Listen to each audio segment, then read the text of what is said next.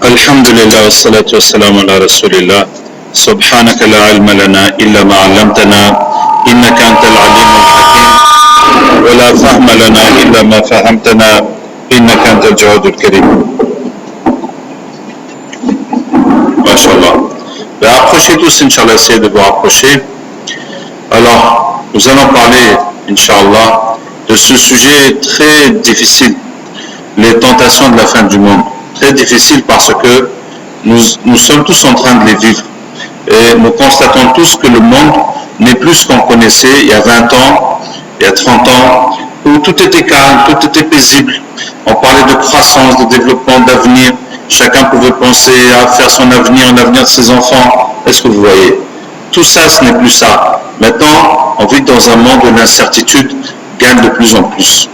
Gagne de plus en plus. Wallah, il y a tellement de ces phénomènes qui sont autour de nous, qui sont vraiment déstabilisants. Je pense par exemple à l'affaire de l'État islamique, de Daesh et ses tueurs, etc. Ça veut dire qu'on n'est pas à l'abri que n'importe où quelqu'un va se lever tuer les gens et dire que voilà, c'est pour l'État islamique. C'est des gens qui sortent de nulle part, des gens qui étaient des délinquants, des gens qui sortent de prison. J'étais récemment en Belgique et j'ai eu l'ex-femme du gars, un des gars qui ont fait le massacre du Bataclan. Et ils disent que ce gars-là, il n'a jamais fréquenté les mosquées. On ne le connaît pas dans les mosquées. C'est de la prison qu'il est parti directement après tuer les gens. Donc il n'a rien à voir avec l'islam. Et c'est son ex-femme qui est là, qui me dit que c'est sa mère qui est sorcière. Voyez-vous, des gens qui n'ont rien à voir avec l'islam. Par exemple, Boko Haram, quand ils les ont démantelés, ils ont pris leur campement, il n'y avait pas de Coran, ni de chapelet, ni de tapis de prière dans leur campement, que des préservatifs et de la drogue. Mais est-ce qu'il y a des gens qui sortent de nulle part et pouf, ils se mettent, ça vient dans leur tête. En tout cas, c'est déstabilisant. Parce que tu vois autour de nous, on ne sait pas qui peut. Et puis par exemple, il y a quelqu'un qui m'écrit sur Internet. Il me dit que si le monde entier est en train de combattre l'État islamique, c'est parce qu'ils sont dans la vérité. Vraiment, mais comment on peut raisonner comme ça? Comment on peut raisonner comme ça? Tout le monde est en train de les combattre parce que c'est des criminels horribles. Les personnes ne les soutiennent. Il n'y a pas un savant dans le monde islamique qui soutient ça. Vous voyez? Et comment des musulmans comme ça simples, ils disent mais si tout le monde les combat, ça veut dire qu'ils sont dans la vérité.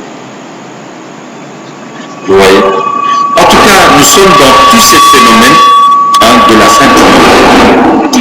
Pourquoi c'est des phénomènes de la fin du monde? Le prophète sallallahu alayhi wa sallam a dit, il n'y a pas, depuis la création de Adam alayhi salam jusqu'à la fin du monde, une affaire plus grave que l'affaire de Dajjal, que l'Antéchrist. Il n'y a pas une chose dans toute l'histoire de l'humanité qui va se passer qui est plus grave que l'Antéchrist. Et l'Antéchrist va venir se présenter comme Dieu et la majorité de l'humanité va le suivre. D'abord, les Juifs, lui-même c'est un Juif, et c'est les Juifs qui sont les organisateurs de cette chose, de ce phénomène. Et les chrétiens attendent le retour de Isa alayhi salam, qui pourrait être Dieu. Donc quand il va venir, c'est acquis pour eux. J'étais en Inde en 1992 et j'ai rencontré un brahman, ça veut dire un imam de l'hindouisme, et je lui ai demandé de m'expliquer sa religion. Il a dit que chez eux, Allah n'envoie pas des prophètes, c'est Dieu lui-même qui vient régler les affaires sur terre. Et en tout, il doit descendre 10 fois. Et il est déjà descendu 9 fois. Et le gros bonhomme qu'on voit là, la grosse statue bien en forme, ça c'était Dieu quand il était venu la 9e fois. Et il doit venir une 10e fois pour mettre la paix et la stabilité dans toute la terre. Vous voyez? J'ai dit subhanallah. Ces gens-là attendent Dajjal. Quand Dajjal va venir dire que c'est moi Dieu, ils vont dire mais c'est toi-même on attend. Et Et puis le prophète sallallahu alayhi wa sallam a dit que quand Dajjal vient, les shayatines viennent du monde entier. Ils lui disent, nous sommes sous tes ordres. Il leur dit, allez dire aux gens que je suis leur Dieu. Ce qui fait que tout ce qui est satanique, toutes les sectes sataniques, naturellement, ils vont suivre Dajjal. Hein? Et notamment tous les sorciers et les gens qui suivent les sorciers, ils vont suivre parce qu'ils sont dans le satanisme déjà. Hein? Ils vont suivre Dajjal. Donc, il ne reste que les musulmans et un peu de chrétiens. Ce que Allah Ta'ala dit dans le Coran, وَإِن مِّنْ أَهْلِ الْكِتَابِ إِلَّا لَيُؤْمِنُنَّ بِهِ قَبْلَ مَوْتِهِ. Il y en a parmi les gens du livre qui vont croire à Isa alayhi salam avant sa mort.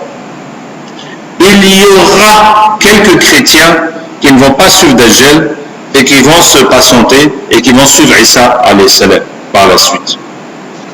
Et bien sûr les musulmans. Là encore les musulmans, le prophète sallam dit, il y a des musulmans qui vont suivre Dajjal et ils disent on ne suit que pour la nourriture. Puisque avant Dajjal, le prophète sallam dit il y aura une année où le tiers de la pluie ne va pas descendre, une année où les 2 tiers de la pluie ne vont pas descendre et une année où il n'y a pas une goutte de pluie qui descend. Donc ce sera la crise, ce sera la famine, ce sera le désespoir. Quand Dajjal viendra. Ce sera le désespoir et quand Dajjal prêche les gens, parce qu'il aura, le prophète dit, une mule entre ses 2 oreilles, ça fait 30 mètres, donc c'est un avion, voilà, on peut simplifier, dire qu'il aura un avion pour faire le tour du monde rapidement, et il va aller dans chaque ville, chaque village, sauf la Mecque et Médine, où il ne peut pas rentrer. Et quand il prêche les gens de dire qu'il est Dieu, de croire en lui, ceux qui croient en lui, tout à coup, ils ont l'abondance et la richesse. Et ceux qui ne croient pas en lui, il s'en va. Il s'en va, il ne leur fait rien du tout. Et quand il quitte, tout ce qu'eux possèdent va derrière lui. Ça le suit comme des abeilles. Et il se retrouve sans rien à manger. Et donc le prophète dit que la nourriture des croyants au temps de Dajjal, c'est la nourriture des anges, qui est le tasbih. Subhanallah, alhamdulillah, wa la ilaha illallah, wallahu akbar. Et c'est là qu'il y aura des musulmans qui vont dire, mais qu'est-ce que ça veut dire? Vous nous dites de ne pas suivre Dajjal, et puis maintenant on n'a plus rien à manger. Ils disent oui, mais il faut faire le tasbih, c'est ça qui est notre nourriture. Ils vont dire, mais tu es fou, comment ça? Je veux me nourrir avec Subhanallah. Moi j'ai besoin de manger, de riz, de viande, de pain. Et donc, il dit non, je vais aller manger chez lui, puis je reviens, je suis avec vous pour la prière. Mais la nourriture, il faut que j'aille chercher là-bas. Et bien sûr, quand il va partir, il ne va plus jamais revenir. Vous voyez? Mais ça veut dire quoi? Imaginez aujourd'hui un musulman qui fait le haram pour se nourrir. Quel que ce soit la corruption, etc. Quelle que soit la chose qui est haram, qu'il fait pour se nourrir. Et lui, il est convaincu qu'il a besoin du haram pour se nourrir. Vous voyez? Et c'est une différence entre faire un péché et savoir que c'est mauvais, et savoir qu'on est faible, et espérer, Inch'Allah, arrêter, et faire le péché avec la conviction que c'est la seule solution que je peux faire. Et que si je vais obéir à Allah, je vais être foutu. Il n'y aura plus d'avenir pour mes enfants, etc. Et donc la seule solution pour régler ma vie, c'est le péché. Vous voyez? Là, ça dépasse le problème du péché pour devenir un problème de croyance. Ça veut dire qu'on ne croit pas à la parole d'Allah qui dit Man amila salihan min dhakarin aw untha wa huwa mu'min falanuhyiyannahu hayatan tayyiba. Quiconque fait le bien, homme ou femme, en étant croyant, on le fera certainement vivre une bonne vie. Et on dit non. On dit non. La bonne vie, c'est dans les péchés, c'est dans le haram, c'est dans la voie de Shaitan. Mais dans la voie d'Allah, il ne peut pas y avoir de bonne vie. C'est une conviction. Et chaque jour qu'il fait le haram pour s'en sortir, pour se mettre à l'aise, pour avoir le bonheur, chaque jour, cette conviction se renforce dans son cœur. Donc celui-là qui ne peut pas croire qu'on peut vivre avec le halal, comment il va croire qu'on peut vivre avec le tasbih? Est-ce que vous voyez? Le halal même, ça ne peut pas lui suffire. il lui faut le haram. Et comment il va voir ni halal ni haram, mais que le tasbih, comme les anges, il est plus proche du diable que des anges, pour se mettre à se nourrir comme les anges, voyez-vous. Donc voilà. Ensuite, donc, Dajjal, toute l'humanité va le suivre, sauf ces musulmans. Ensuite, il y aura la guerre entre Mahdi et Dajjal, entre Mahdi et les Juifs, qui sont les soldats, les organisateurs. Je vais vous dire un mot sur ça, parce que nous avons étudié à la fac l'histoire de la Palestine. L'histoire de la Palestine. Et des Juifs, comment ils se sont installés. Et comment les Juifs ont plus ou moins manipulé tout le monde dans la Première Guerre mondiale, la Deuxième Guerre mondiale, jusqu'à ce qu'ils se sont installés. Et dans les guerres, tout le monde fait des erreurs. La France, l'Angleterre, l'Amérique, l'Allemagne, les Turcs, les Arabes. Les Arabes, en stratégie, ça a été les plus nuls de tous. Mais tout le monde fait des erreurs, sauf les Juifs. Eux, ils maîtrisent la situation de bout en bout.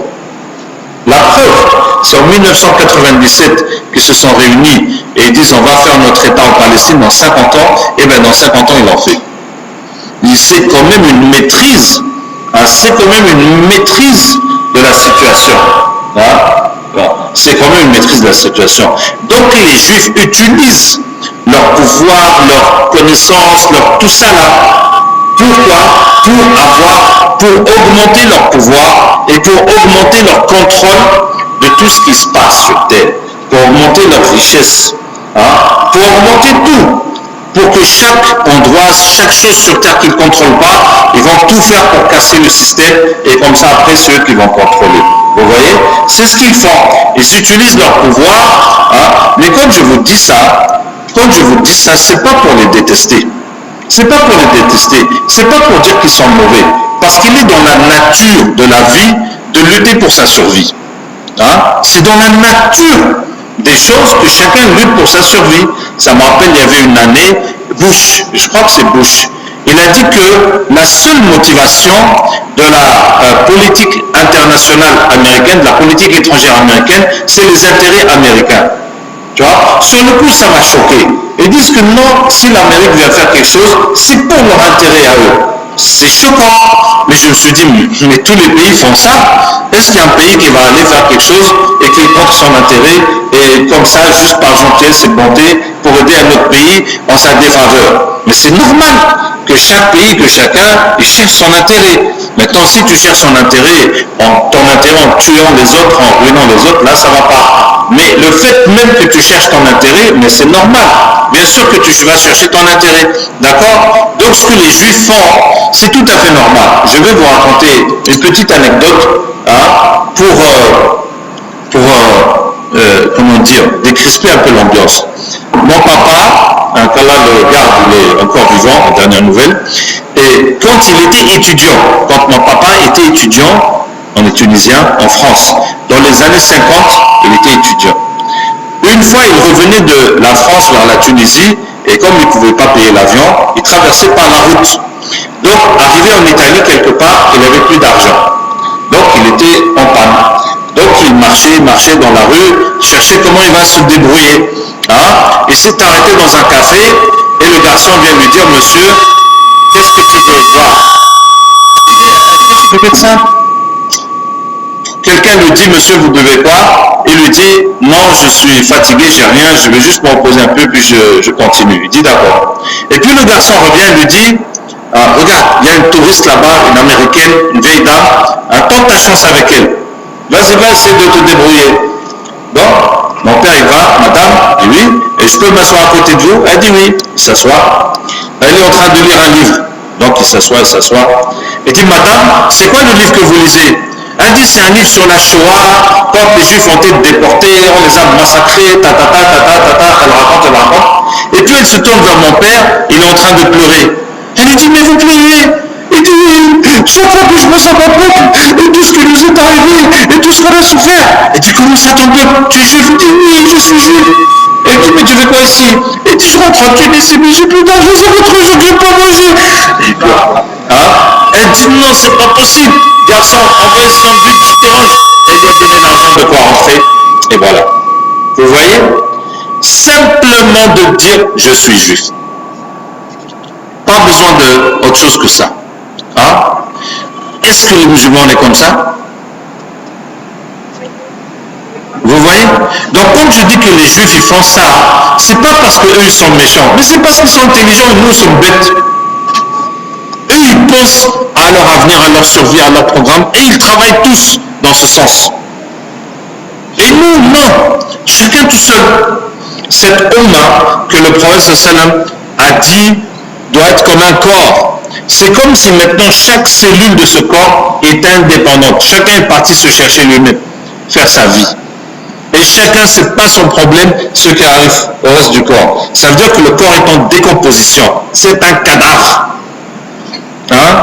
Il n'y a pas un petit bout de cellules qui sont ensemble pour bouger, pour faire quelque chose. Hein? C'est chacun tout seul. Mais il y en a. Parce que pour faire une mosquée, il a fallu quand même que quelques-uns se rassemblent pour faire une mosquée. Il y a. C'est pas totalement mort. Hein? Mais le jour où tout le corps va se lever, bouger ensemble, ça, ce sera autre chose. Hein? Et c'est ce qu'on voit chez les Juifs, qu'ils sont tous en train de bouger, hein, ensemble.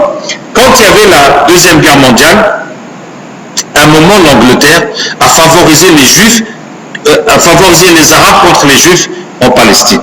Parce que l'Angleterre est en guerre avec l'Allemagne, les Juifs, les Allemands les massacrent, donc obligés qu'ils sont avec l'Angleterre. Donc pour que les Arabes aussi aident l'Angleterre, ils leur ont donné une aide. Et un des responsables juifs a parlé avec le Premier ministre anglais, dit mais pourquoi vous aidez les Arabes? C'est nous il faut aider. Et il dit non mais les Arabes ils ont le pétrole. Il faut aussi qu'on soit avec les Arabes, parce qu'eux ils ont le pétrole et nous l'Empire britannique on a besoin du pétrole. Et le juif lui dit nos ingénieurs sont en train de préparer un carburant à partir de la canne à sucre. Hein? Alors que c'est l'Empire britannique qui produit la canne à sucre. Et le Premier ministre anglais lui dit si vous faites ça on vous donne tout ce que vous voulez. Hein? Puisque tout à coup on n'a plus besoin du pétrole, on n'a plus besoin des Arabes, voilà c'est le canne à sucre qui est le carburant de demain, et c'est l'Angleterre, la Grande-Bretagne qui produit le canne à sucre gagné. Donc donnant, vous prenez la Palestine, nous on prend la canne à sucre. Oui? Donc c'est des gens qui travaillent tous ensemble, les ingénieurs, les chercheurs, les politiciens, les autres, chacun dans son domaine. D'accord? Donc ce que je vous disais, c'est que les Juifs, cette puissance, ce pouvoir qu'ils ont sur terre, et ils utilisent leur pouvoir, leur capacité pour augmenter de pouvoir, de capacité. Que chaque chose qui n'est pas sous leur contrôle, ils vont aller briser tout ce qu'il y a là-bas pour après reprendre le contrôle de la chose. Leur ultime objectif, c'est pour arriver à quoi? Ça veut dire que c'est pour arriver à quoi? Vous voyez? Ça veut dire, nous, le Niger, on ne peut pas dire, le Niger, la Tunisie, la France, on ne peut pas dire, on veut arriver à quoi? Dans 20 ans, dans 50 ans. Il n'y a pas un plan comme ça. Il n'y a pas. On est là au jour le jour. Il y a la sécheresse, il faut amener à manger. Et le barrage sur le Niger, quand est-ce qu'on va faire ça depuis qu'on parle de ça? Et puis on est comme ça, au jour le jour. Au jour le jour, on essaye. Et puis, pouf, il y a beaucoup de haram qui sont venus massacrer les gens. On fait comment? Au secours, il faut nous aider, il faut envoyer des armes. Ça veut dire qu'on est en train de subir l'histoire et de réagir comme on peut pour essayer de gérer les situations. Ce n'est pas nous qui décidons, qui programmons, qui maîtrisons la situation. Vous voyez? Il n'y a pas. On est en train de subir. C'est comme, par exemple, la France.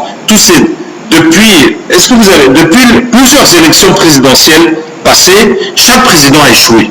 Pourquoi? Parce qu'il y a un contexte international de crise économique. Et tu as beau faire tout ce que tu veux, mais tu ne veux pas. C'est comme si tu vas contre le courant et tout le courant te descend. Mais toi aussi, tu vas descendre. Donc, tu as beau faire tout ce que tu veux. Le résultat n'est pas bon et les gens sont fâchés puis les gens vont voter contre toi. Donc, ça balance. Droite, gauche, ça balance. Mais ça veut dire que vous voyez, la France n'a pas une maîtrise de où est-ce qu'on est, où est-ce qu'on veut aller. On est là. On espère que le contexte international va s'améliorer. On espère. Et qu'est-ce qu'on peut faire pour l'améliorer? Avec la Chine et l'Amérique et la Russie et ça, et on ne contrôle pas la situation. Voilà. Donc on subit là où on essaie de gérer pour nous. Vous voyez, c'est comme ça. Mais les Juifs, c'est pas comme ça. C'est eux qui gèrent pour eux, qui gèrent pour tout le monde. Hein? Et leur objectif, c'est d'arriver où? D'arriver à un royaume planétaire sous la gouvernance de Dajjal. Vous voyez? Donc, leur objectif, c'est ça. Et eux, ils travaillent à ça. Ils travaillent à ça sur tous les plans. Et je peux vous dire, moi, du point de vue mystique, du point de vue djinn, ils travaillent à ça assurément. Hein, il y a des vidéos qui vont sortir qu'on a faites ici, vous allez voir tout le travail qu'ils font.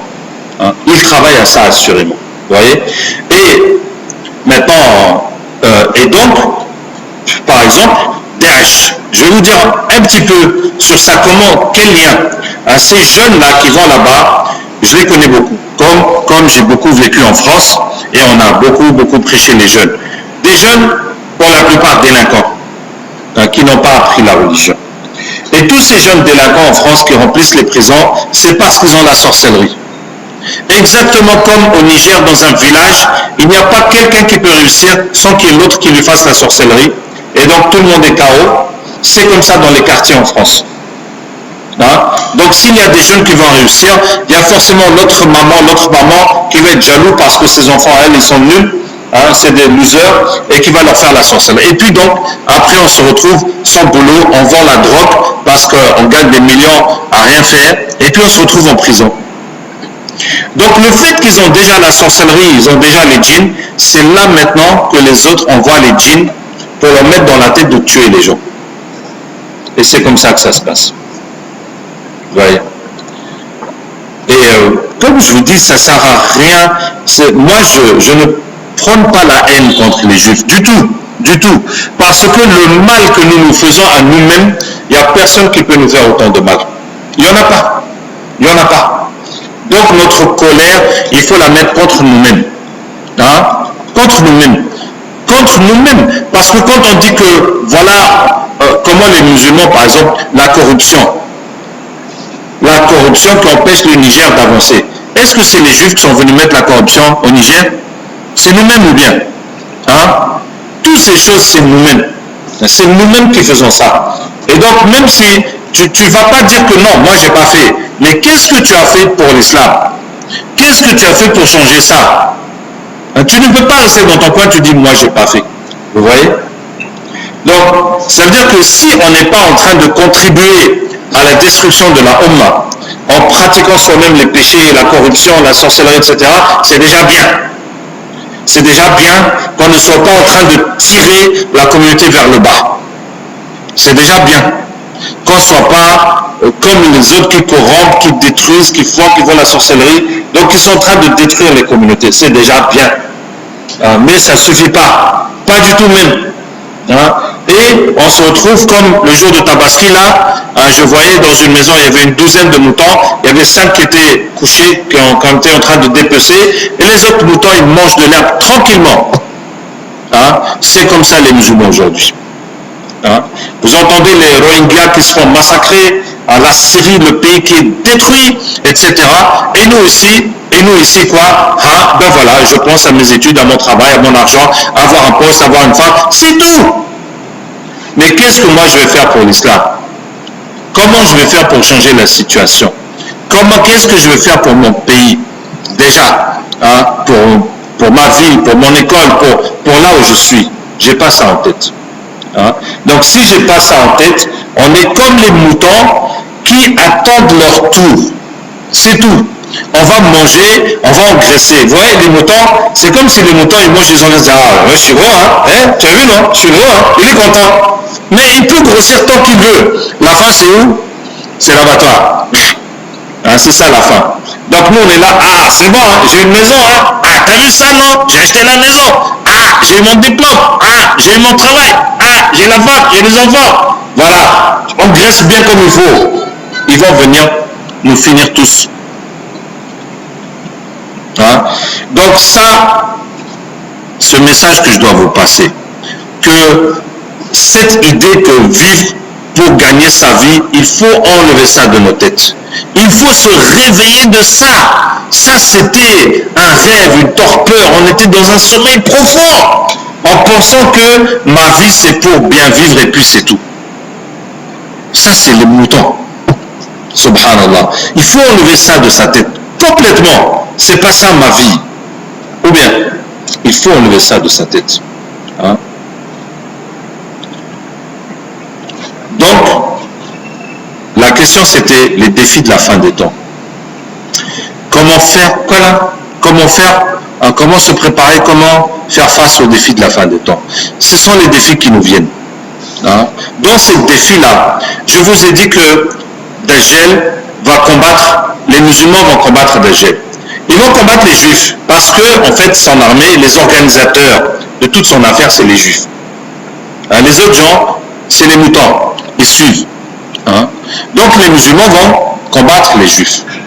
Dans cette guerre, le prophète sallam dit que le tiers des musulmans va mourir. Ce seront les meilleurs martyrs chez Allah. Le tiers va fuir. Jamais Allah ne leur pardonnera. Et le tiers va résister. La yuftanuna abadan. Ils ne seront plus jamais déviés. Ceux qui ont tenu le coup et qui ont résisté. Et ils ne seront plus jamais égarés. Vous voyez? Pourquoi je vous dis ça? Parce que même les soldats de Mehdi et qui sont avec lui pour combattre les juifs, combattre Dajjal, eh bien, il va encore y avoir une sélection. Et le tiers de l'armée qui va fuir, et jamais Allah ne la pardonnera. Vous voyez? Hein? Donc, ce n'est pas gagné d'être sauvé dans ces tentations. Ce n'est pas du tout gagné. Et il faut s'éduquer maintenant à lutter pour Allah, à tout supporter. À tout supporter. Pas dès qu'il y a un problème d'argent, un problème de quelque chose, ah, on dit non, moi je ne peux pas faire ça. Ah bon? Et quand Dajjal va venir, tu vas faire comment? Tu vas faire comment? Maintenant, vous voyez aussi dans le monde, subhanallah, cet ouragan qui est en train de se passer là, dans les Caraïbes, en Amérique centrale, dans les îles. Hein, je pense que tout le monde a plus ou moins vu comment c'est destructeur. Et hier, subhanallah, dans la prière, je suis passé par ce verset, tudammiru kulla shay'in bi amri rabbiha. Le vent, Allah dit qu'il détruit toute chose par l'ordre de son Seigneur. Hein? Ce vent destructeur du peuple de Had, Allah nous montre cet exemple devant nos yeux. Un vent qui détruit tout. Hein? Vous avez vu dans les témoignages, vous avez vu, quand vous voyez ça, toutes ces maisons fracassées, toutes ces voitures fracassées, hein, toutes ces zones fracassées, hein? Mais est-ce que tu peux encore penser que toi, ton objectif, c'est d'avoir une maison, d'avoir une voiture? Hein? Est-ce que tu peux encore penser que toi, tu vas mettre 20 ans de ta vie, il faut qu'après 20 ans, tu sois propriétaire d'une maison, c'est ça que tu as réussi dans ta vie? Tu penses encore ça, que c'est ça ta réussite, que tu as réussi à être propriétaire d'une maison aussi grande que ça? Ah, je suis propriétaire d'une maison. C'est ça, toute ta vie, c'est ça. Alors que Allah te montre que en 1 heure de temps, Allah peut tout ramasser. Et qu'est-ce qui reste de ta vie maintenant? Qu'est-ce qui reste de ta vie maintenant? Tu as fait quoi? Toute ta vie est partie à la poubelle. Tu vas faire comment maintenant? Hein? C'est ça, c'est ce qu'Allah dit.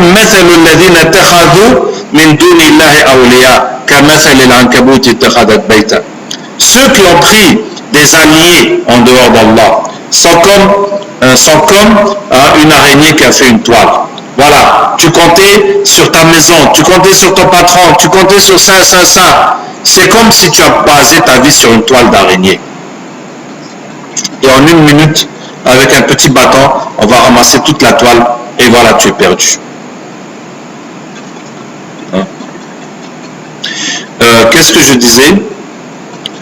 Donc, les sélections, c'est les épreuves de la fin des temps.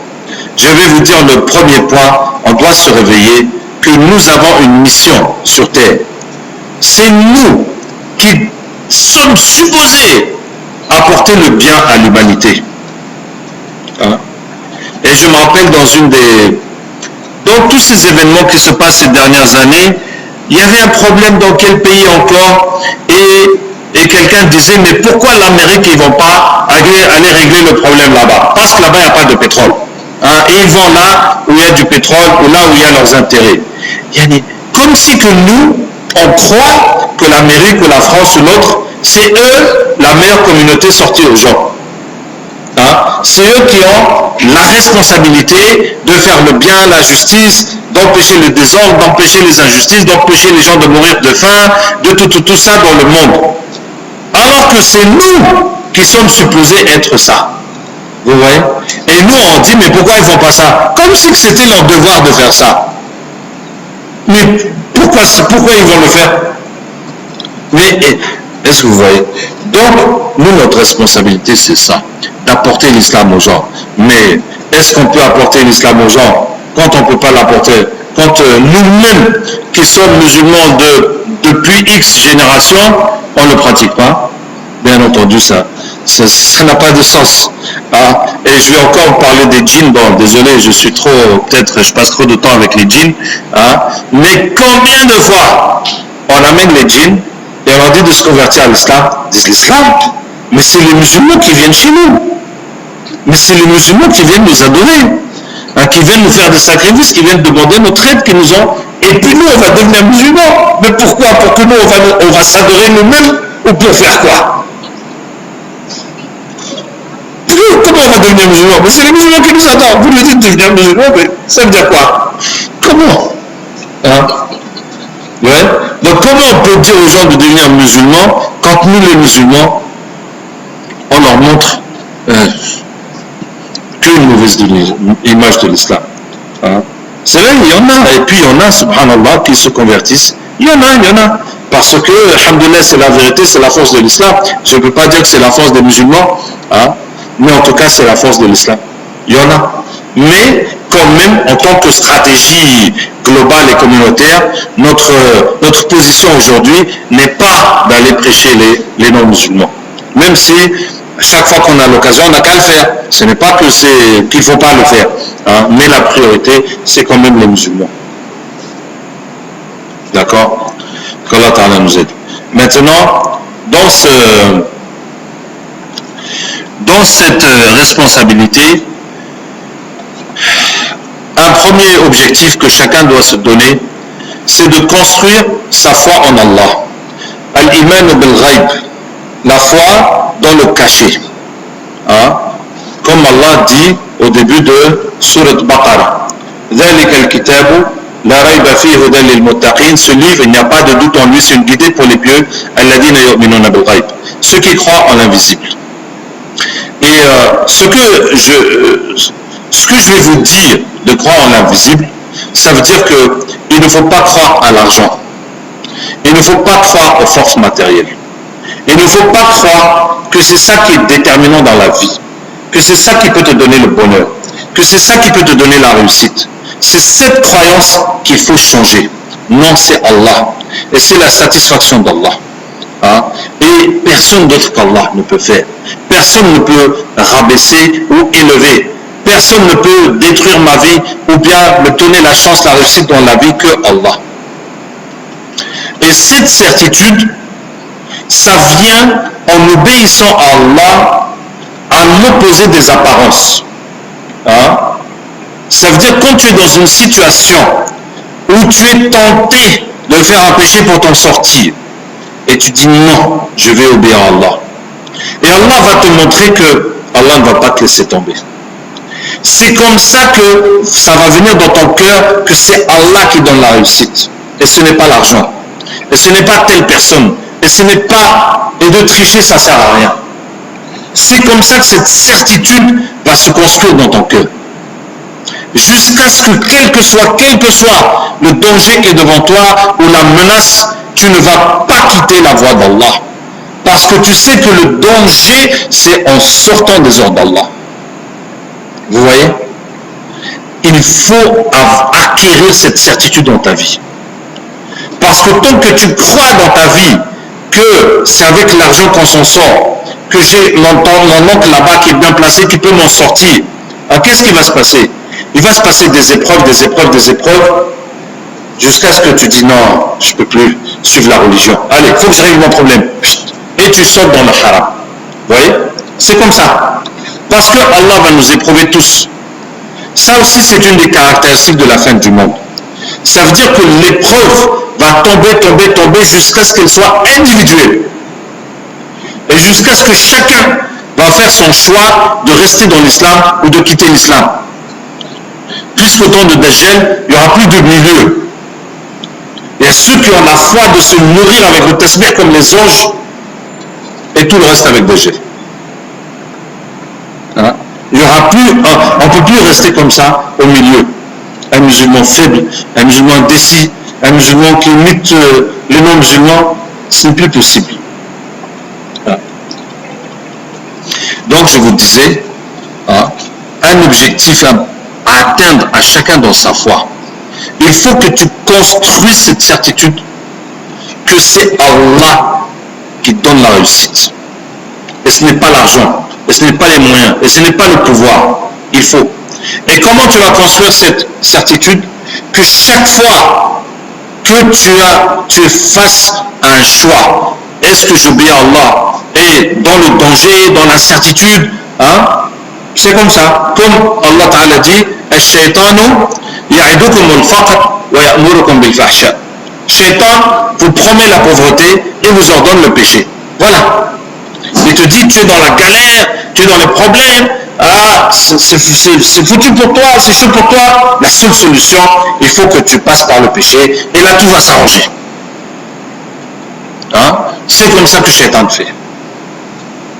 Donc chaque fois que tu es confronté à ce type de choix, à ce type d'épreuve, il faut obéir à Allah. Et tu verras la puissance d'Allah. Mais tant que tu ne passes pas ce cap, tu ne verras jamais la puissance d'Allah. Et tu auras toujours la confiance dans les créatures. Hein? Je vais vous donner un exemple. Quand j'étais étudiant, alhamdulillah, on avait un cours le vendredi de 13h, c'est un tour de 3h, de 13h à 16h, de 1h à 4h de l'après-midi. Et Jumu'ah, à l'époque, Dhuhr, c'est à 2h en France. Donc la prière, c'est vers 2h30. Et l'école où j'étais, il n'y avait pas de mosquée autour. Donc qu'est-ce que je faisais? J'allais en cours de 13h à 14h. 14h, je sors du cours. Je descends, je prends le métro. Et puis un autre métro, deux transports. Pour arriver à la mosquée, pile au moment où il faut les qama de Jumu'ah. Et je prie mes 2 rak'at et je fonce, je reviens pour arriver à 15h pile. Donc je suis le cours de 13h à 14h. Je vais Jumu'ah de 14h à 15h et je continue le reste du cours de 15h à 16h. Donc ce qui veut que ce module-là, chaque semaine j'avais un trou d'une heure. Un trou d'une heure, un trou d'une heure. Donc imaginez, au bout du module, ça fait beaucoup de trous pour suivre un cours. Et puis après l'examen, c'était la même chose. L'examen c'était de 13h à 16h. Et le jour de l'examen, pareil, à 14h je suis sorti, je suis allé faire mon Jumu'ah et je suis revenu à 15h. Mais quand je suis revenu à 15h, j'avais déjà ramassé mes affaires. J'ai dit, et puis ils m'ont redonné mes affaires, j'ai fini mon examen. J'ai fini mon examen, j'ai eu 12 sur 20. Mais comme les notes de la classe étaient catastrophiques, le prof a redressé les notes de 50%. Donc mon 12 là, c'est devenu 18. Vous voyez? C'est devenu 18. Donc j'ai eu 18 sur 20. Donc si je n'avais pas raté cette 1 heure, plus rater 1 heure dans l'examen, au lieu de composer pendant 3 heures, je compose pendant 2 heures. Et j'ai eu 18, donc si j'avais pas raté ces heures, si j'avais raté Jumu'ah, j'aurais gagné combien de points en plus? Au lieu de 18, j'aurais eu combien? Entre 18 et 20, je pouvais monter jusqu'à où? Maximum, j'allais gagner 2 points de plus. Pour faire quoi même? On a 18, on a besoin de points en plus encore pour faire quoi? Donc, c'est comme ça. Quand tu es... Mais si tu penses, tu es devant un truc grave, tu dis, tu craques, tu vas faire le péché. Donc, au fond de ton cœur, tu as admis, accepté qu'Allah ne peut pas te sauver. Que si tu obéis à Allah, tu fonces dans le mur, tu es foutu. C'est ça que tu penses au fond de ton cœur, que ton Allah que tu as créé, si tu lui obéis, c'est comme si tu rentres dans un mur, tu vas t'exploser la figure. C'est ça que tu crois. Alors, Shaitan va t'accueillir à bras ouverts. Et il va te montrer qu'en faisant les péchés, voilà, tu as du succès, les gens t'aiment, on te facilite, on te donne. Et tu vas t'éloigner d'Allah de plus en plus. Voyez-vous? Donc je vous disais que, la première chose, il faut qu'on se réveille, qu'on ne soit plus des moutons. Hein? Notre vie, ce n'est pas de réussir sa vie, de s'en sortir, d'avoir une maison, une voiture, un travail, un bon salaire pour bien manger, ne plus souffrir, être à l'abri. Quel ahwal, wallahi, astaghfirullah, depuis avant l'islam, parce que je vous ai peut-être dit, je suis converti. Quand j'étais petit, malheureusement, j'étais athée. Hein? J'étais athée. Pourquoi? C'est une question de logique. C'est une question de logique. Parce que les gens croyaient en Dieu, parlaient d'Allah. J'étais en Tunisie, donc tout le monde était musulman. Mais il n'y avait pas de preuve. Donc la logique veut qu'on ne croit pas à quelque chose jusqu'à ce qu'on ait une preuve. Voilà. Comme ça ne s'est pas présenté, donc j'étais comme ça. Mais même à ce moment-là, je voyais que la dunya, l'argent que les gens courent après, c'est une illusion, une futilité. Ça ne donne pas le bonheur. Je trouve ça tellement absurde. Tellement absurde. Voilà par exemple mon père, alhamdoulilah, c'est un avocat en Tunisie, le plus grand avocat, le plus grand professeur. Tout le monde, c'est ses élèves. Aujourd'hui, enfant, etc. Depuis que je suis enfant, tous les dimanches, il est au bureau. Tous les dimanches, il est au bureau. Ça, les jours de la semaine, on n'en parle même pas. Hein? Le dimanche, il est au bureau. Hein? C'est-à-dire, quel est ton bonheur de chercher la gloire, l'argent, et tu n'as même pas le temps de t'asseoir avec tes enfants? Le bonheur de s'asseoir avec ses enfants, de leur raconter des histoires, de les emmener promener, hein, de jouer avec eux. Mais ce bonheur, on ne peut pas le remplacer par autre chose. Hein? Ou bien tu n'as pas le temps de rester discuter avec tes enfants et tu vas leur payer des choses avec ton argent, ça va remplacer ça? Ça ne va pas remplacer. Vous voyez? Hein? Etc. Et l'argent, ça crée un besoin. Ça crée un besoin, ça veut dire qu'on peut manger pour 500 francs et être très content. Et on peut manger pour 10 000 francs et puis se plaindre, la nourriture elle est comme ça, c'est comme ça. Hein? Et quelqu'un qui est cultivateur, qui s'est bien fatigué, qui est crevé, à la fin de la journée, on va lui donner quelque chose de simple à manger, qui coûte presque rien, et il est content. Vous voyez? Hein? Il est content. Et l'autre, avec le restaurant, combien d'étoiles et tout, pourquoi il y a comme ça? C'est pas normal, blablabla. Hein? Vous voyez? Donc c'est pas l'argent qui fait le bonheur, c'est une illusion. Et on peut être très heureux sans argent, alhamdoulilah, qu'Allah nous aide. Donc qu'est-ce que je disais? Ça c'est même pas une question de l'islam, c'est une question d'avant l'islam. Et en plus, si ton objectif dans la vie, c'est d'avoir une femme, une maison, des enfants, etc., mets dans ta tête que les animaux font ça. Ou bien, est-ce que les animaux, ils ne se reproduisent pas, ils font des enfants, et puis ils ont un endroit pour habiter? Ils font. Hein? Donc toi, être humain, quelle est ta valeur que tu t'es donné comme objectif dans ta vie, le même objectif que les animaux? Hein? Mais quelle est ta valeur en tant qu'être humain? Tu n'avais qu'à être un mouton, ou un oiseau, ou une fourmi, et tu vas construire des bonnes maisons et faire plein de petites fourmis, c'est vrai ou pas? Hein? Et toute la journée ramasser les graines, voilà, tu as fait ta mission sur Terre. Hein? Donc ça, il n'y a même pas besoin d'être musulman. Et quand j'avais fini mes études, je faisais un travail avec un Français. Et on avait un job en tant qu'étudiant, mais on avait fini notre diplôme. Et ça débordait. Et il m'a dit, qu'est-ce que tu veux faire après ce job? Je dis, après ce job, avec cet argent, Inch'Allah, qu'on va toucher, je vais aller fisabilillah. voilà, je vais faire une bonne sortie de la religion et tout, et après quelques temps, je vais chercher un autre job. Et puis on va continuer comme ça, job pour vivre, et puis tout le temps qu'on peut aller dans l'islam. Il me dit non, c'est pas normal.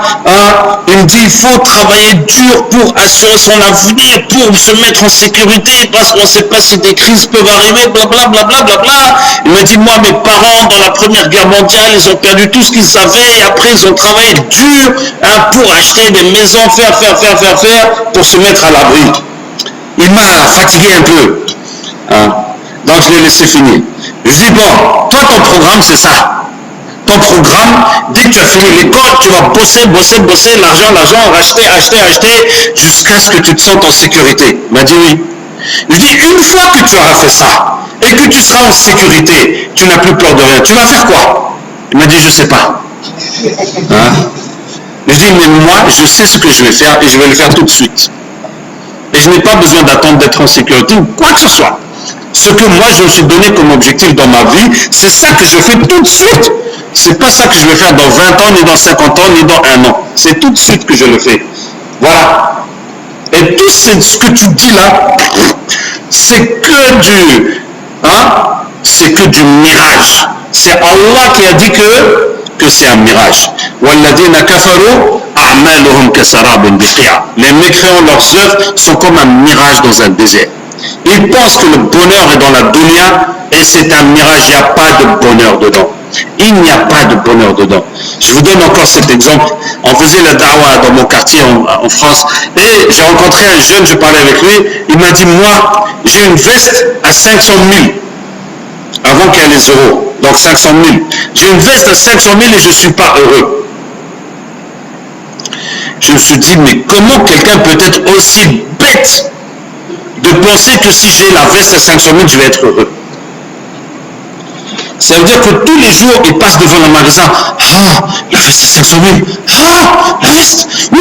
Si jamais je pouvais avoir cette veste, je vais être l'homme le plus heureux du monde. Et Allah, qu'est-ce qu'il a fait pour avoir les 500 000? Mais nous, on sait qu'il a vendu la drogue, parce qu'il ne va pas travailler à l'usine pour gagner 500 000. Et jusqu'au jour où il a acheté, il a mis la veste, et puis tout à coup, ils ne se sont pas heureux. Donc j'ai fait tout ça pour rien. Vous voyez? Mais comment on peut être bête au point de penser que la veste à 500 000, ça va te rendre heureux? Et si tu mets une veste à 5 000 ou à 2 000, ça change quoi? Tu as une veste là? C'est tout. Donc je disais quoi? Le premier point, c'est d'oublier cet objectif de dunya. Maintenant, dans l'effort de la religion, pour toi-même, il faut passer le cap de l'imam bil-ghaib, que tu saches que c'est Allah qui te fait réussir, avec l'argent ou sans l'argent, mais c'est Allah.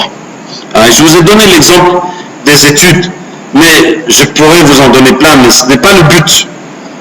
Mais chacun, dis-toi, c'est au moment où tu es confronté à j'obéis à Allah, malgré tous les problèmes, toutes les menaces qui sont devant moi, toute la difficulté, ou bien je laisse ma religion de côté et puis je vais me soumettre au système, je vais faire comme ce qui arrange les gens, etc. C'est là que tu joues ta foi. C'est en obéissant à Allah. Mais je n'ai pas besoin de vous promettre. Mais comment tu peux mettre ta confiance en Allah et Allah va te laisser tomber? Est-ce que c'est possible? Est-ce que c'est imaginable? Est-ce que c'est imaginable? Est-ce que tu imagines un seul instant que tu vas mettre ta confiance en Allah, tu vas faire ce qu'Allah t'a demandé de faire, et puis Allah va te laisser tomber? Alors que Allah dit dans le hadith Qudsi, Ana inda dhanni abdi bi. Je suis avec mon serviteur comme il m'estime. C'est Allah qui te dit, qui dit à chacun de nous que Allah ne va pas te laisser tomber.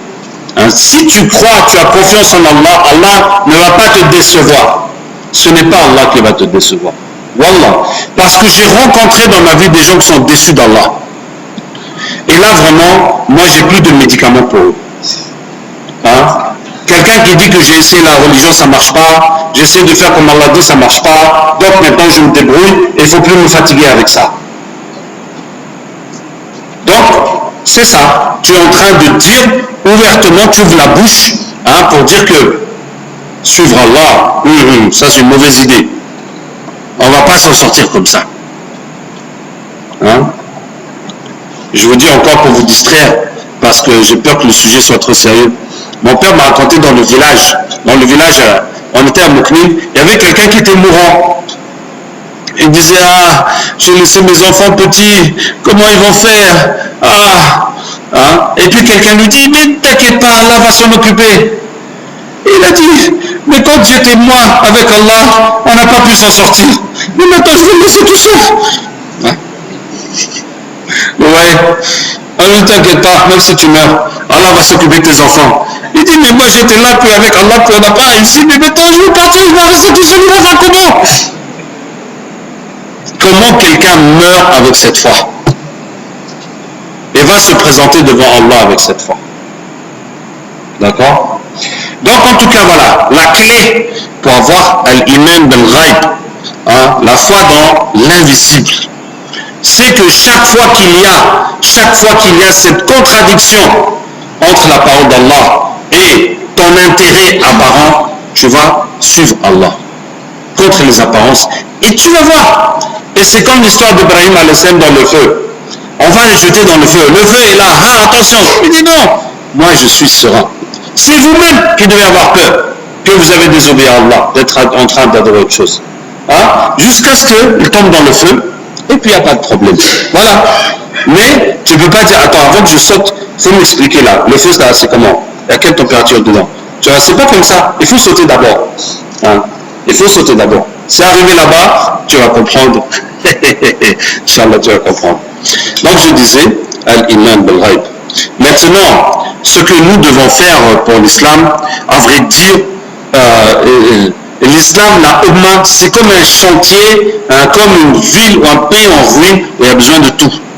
Donc, quelle que soit la contribution que tu peux apporter à l'islam, tu vas faire des mosquées, des cours pour les petits, la da'wah, la science, le hajj, marier les jeunes, résoudre les problèmes économiques, faire une banque islamique, faire des médias, des livres, tout ce que tu peux faire pour le bien de l'islam, il faut faire. Il faut faire. Ça veut dire, il n'y a pas besoin d'être, il y a besoin de tout. Donc tu n'es pas obligé d'être dans un groupe ou d'être dans comme ça ou dans comme ça. Ça vient dans ma tête de vous dire que au temps du prophète sallallahu, les sahaba disent qu'il y avait une femme, tous les vendredis, elle préparait des feuilles, je ne sais même pas, même en arabe je n'ai pas compris les feuilles c'est quoi, donc à plus forte raison je ne peux pas les traduire.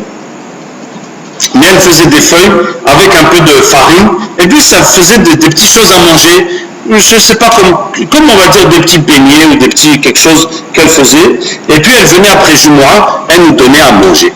Et elle disait que nous, le vendredi même, on était contents qu'elle va nous préparer son plat, on va manger. Vous voyez? Donc cette dame, la façon qu'elle contribue à l'islam, elle a contribué. Voilà sa contribution. Donc, quelle que soit la contribution que tu peux faire, tu n'as qu'à faire. Mais la chose qu'il ne faut pas faire, il ne faut pas se battre contre les autres. Ça, c'est la stupidité. La stupidité de nous. Par exemple, nous, on enseigne le Coran, vous enseignez le hadith. On dit non, le Coran c'est mieux que le hadith. Il ne faut pas aller chez eux, venez chez nous. Ça, c'est la stupidité même. Va trouver les gens qui n'apprennent ni le Coran ni le hadith, et enseigne-leur. Pourquoi tu vas arracher les gens qui apprennent le hadith? Tu dis venez, je vais vous apprendre le Coran. C'est la stupidité même. Il y a tellement de musulmans qui font rien. C'est vrai ou pas? Pour ne pas dire qu'ils font des péchés. Donc, là où tu veux chercher, va chercher là-bas. Mais s'opposer à l'autre, ça c'est vraiment la stupidité. Et il y a une réalité, c'est que les musulmans, nous sommes divisibles à un point, comment décrire? Je ne sais même pas comment décrire. La façon que les musulmans sont divisibles. Est-ce que vous comprenez? Que facilement on peut venir nous diviser. En tout cas, le prophète sallam l'a annoncé. Parce que le prophète sallam m'a dit que j'ai demandé 3 choses à Allah. De ne pas détruire ma Ummah avec un fléau, il m'a accordé.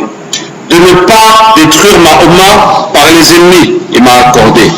et de ne pas faire que Mahomet s'entretue, il ne m'a pas accordé. Donc, notre problème, ou je ne sais pas comment dire, nous les musulmans, notre problème, notre malheur, hein, c'est la division. Hein, et jusqu'à s'entretuer. Jusqu'à s'entretuer.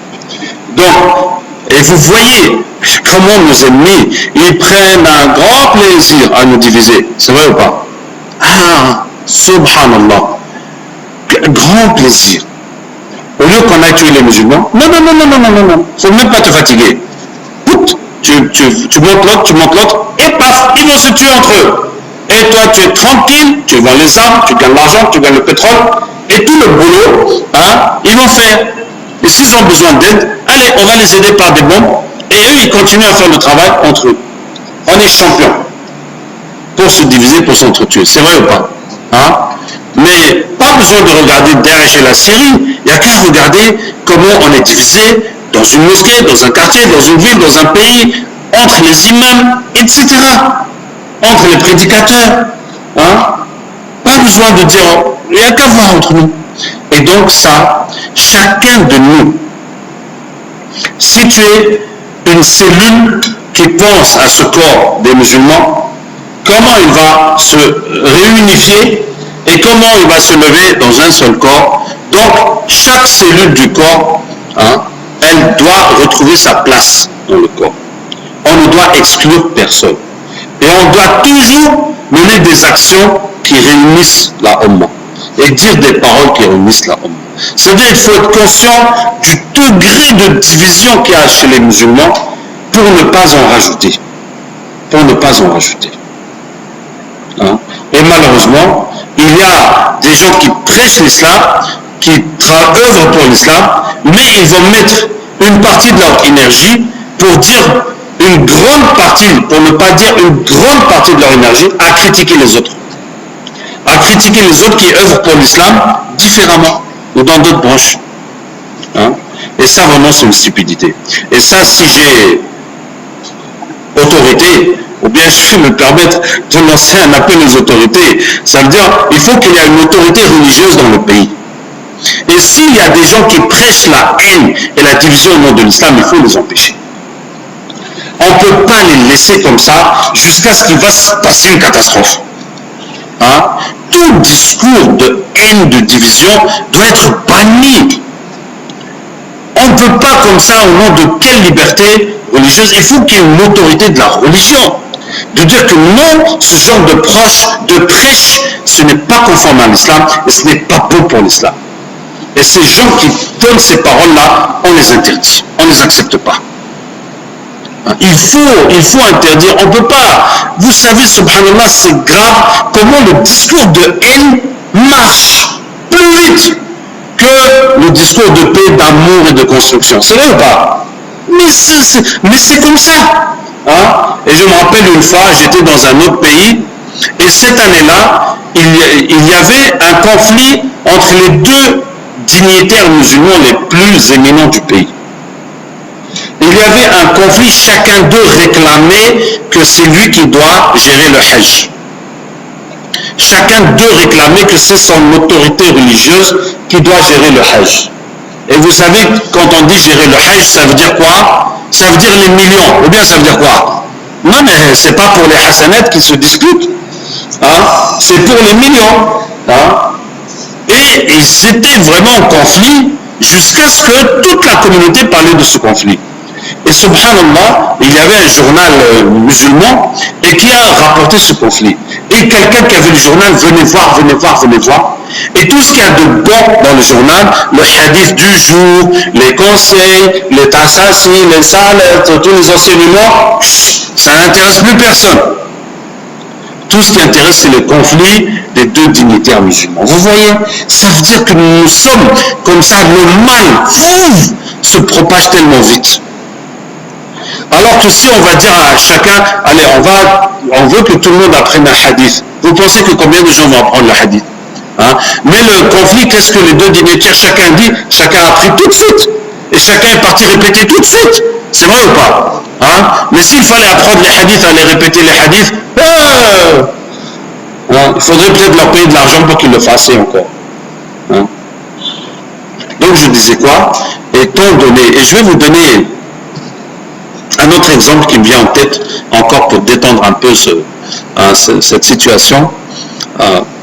Ma mère, Allah yarhamha, qui est américaine, est chrétienne, mais elle a toujours cru en Allah, elle a toujours cru que Jésus est un prophète et que Mohammed sallallahu alayhi wa sallam est un prophète.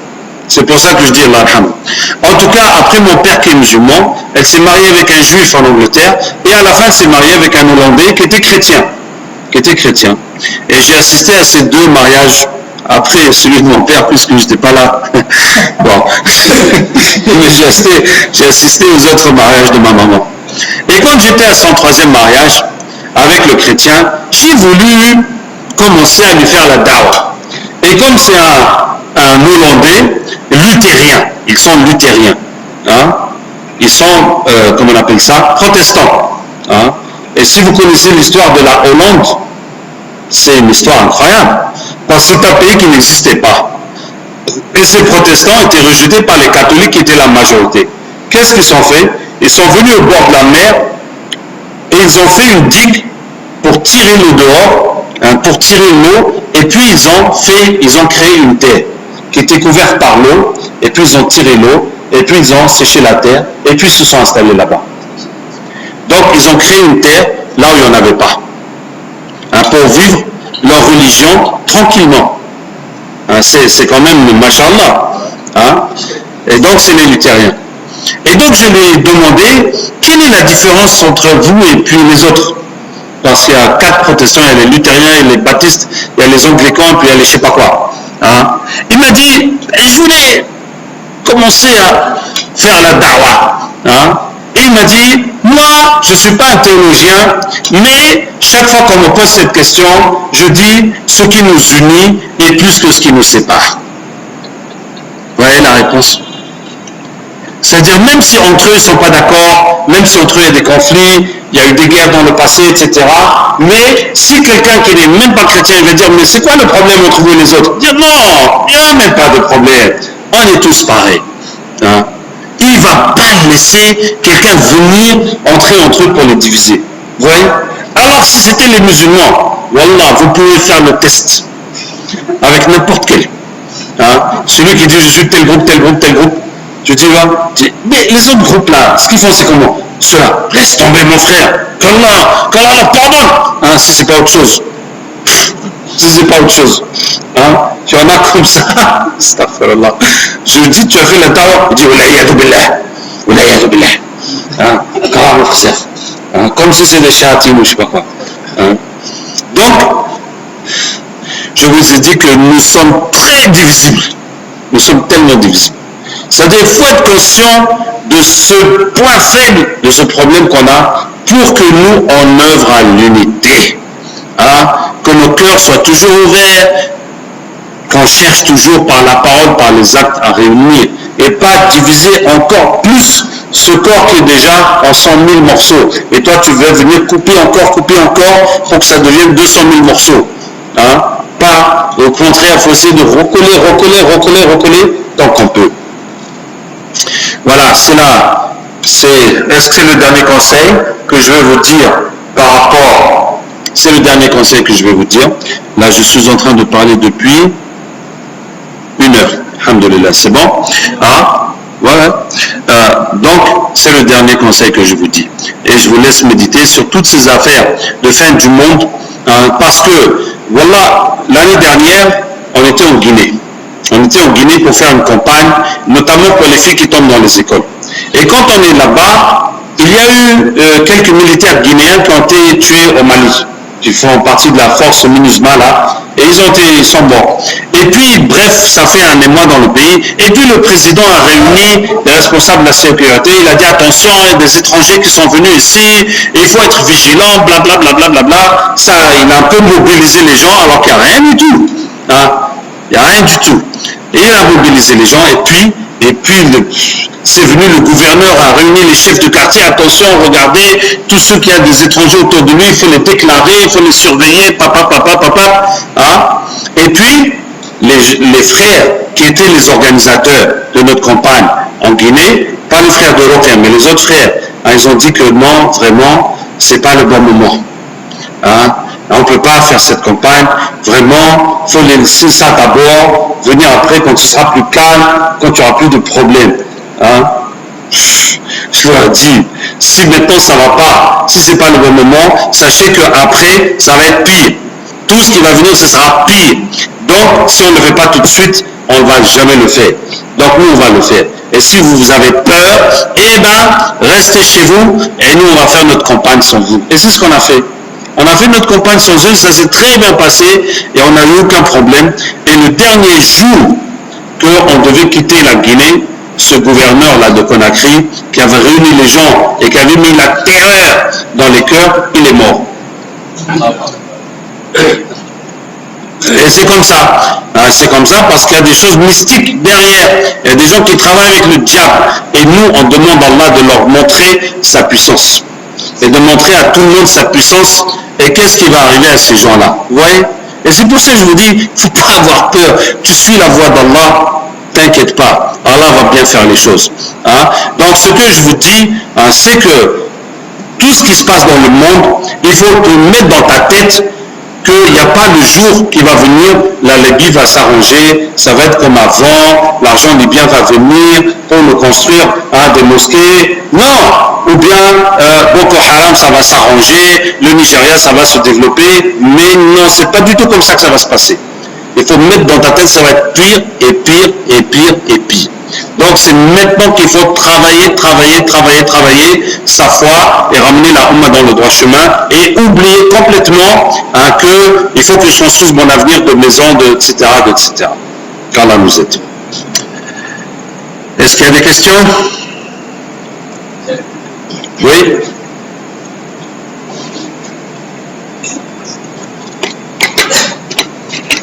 Bon, je vais reprendre la question. Il n'a qu'à parler. Vas-y.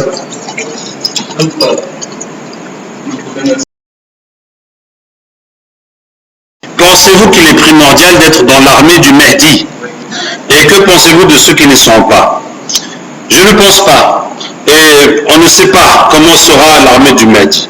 Je pense qu'il est primordial de lutter pour l'islam, de lutter pour le bien, pour la hidayah. Comme je vous ai dit, c'est un immense chantier. Chacun n'a qu'à lutter comme il peut. Je vous ai donné l'exemple de la femme au temps du prophète sallam qui préparait quelque chose comme des beignets pour distribuer après Jumu'ah. C'était sa contribution. Donc moi, ce que je pense, c'est que c'est ça qui est primordial. Maintenant, Mahdi, tout ça là, on ne sait pas. Même s'il y a des hadiths, des choses comme ça, mais vraiment, c'est dans le rêve, c'est dans l'abstrait. Ce qui est concret, c'est maintenant tu fais quoi pour l'islam? Ouais.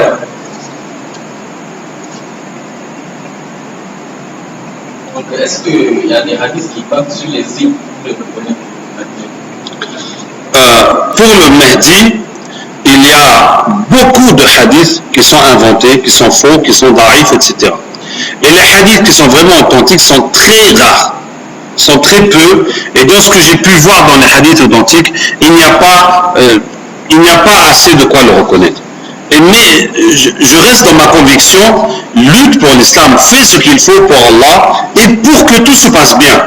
Tu ne peux pas être ici à côté, tu dis non, moi je me mêle de rien et j'attends que le Mahdi arrive. Ça ne va pas marcher.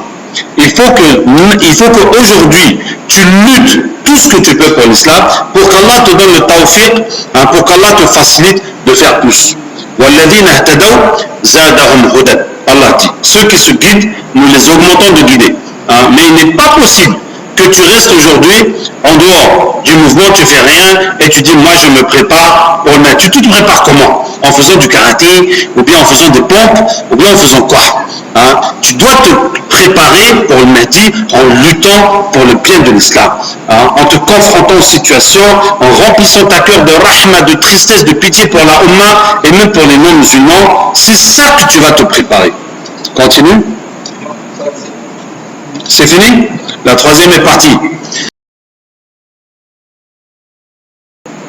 Est-ce qu'il est de certains? Voilà. Donc, est-ce qu'il est bon de croire à l'interprétation de certains cheikhs qui vont interpréter les Gog et Magog par les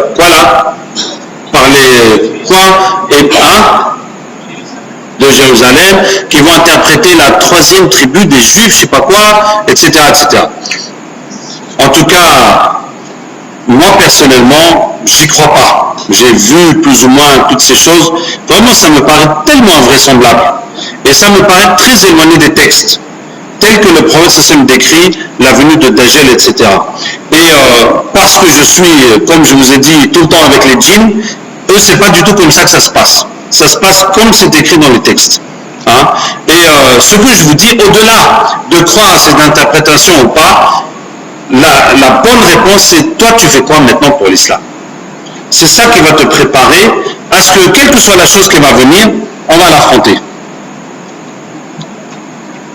Vous voyez, si on prend le tiers de l'armée de Mehdi qui vont fuir et qui ne seront jamais pardonnés, mais on peut les assimiler à des faux militants, à des militants faibles, à des militants qui ne peuvent pas aller jusqu'au bout de la chose. Vous voyez?